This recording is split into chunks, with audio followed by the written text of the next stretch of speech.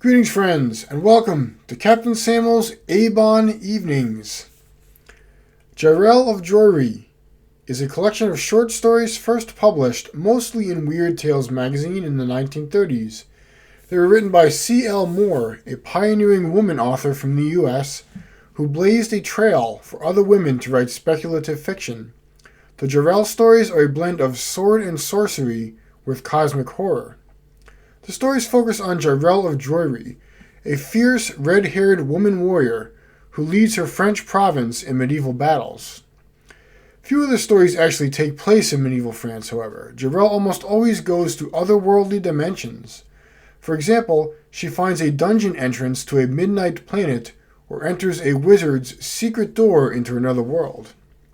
The other worlds she visits are full of heavy metal, imaginative scenarios, such as packs of terrified white horses stampeding around forever, a beautiful witch queen with the face of a skull, or naked half-women, half-toad creatures that hop around dark swamps. Oh, that's metal. Jirel succeeds in her adventures through sheer force of will or sometimes luck. In terms of what I liked or didn't like about the book, I enjoyed the imagination and the heavy metal imagery in this book. This is a pioneering work with significance to the sword and sorcery and cosmic horror genres. That being said, there were a number of issues which makes it not hold up as well to modern readers. The prose was my biggest issue. It's descriptive without saying much and relies on a lot of telling rather than showing. The prose reminds me of those paintings where it's just a bunch of streaks of blurry color. The colors evoke a feeling, but what the picture is exactly, you can't really tell. Jirel also isn't that interesting as a character.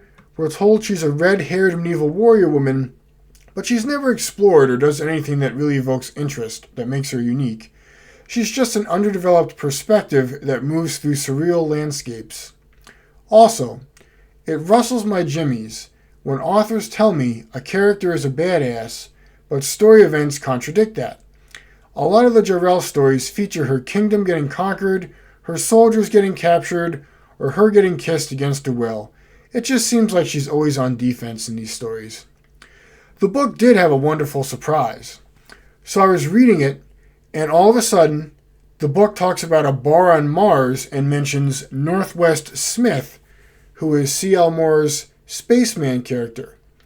And it came out of nowhere, and at first I was like, is this a misprint? Did they goof and somehow print a Northwest Smith story in this Jirel of Joiry volume? But no, it's actually a crossover story in the book.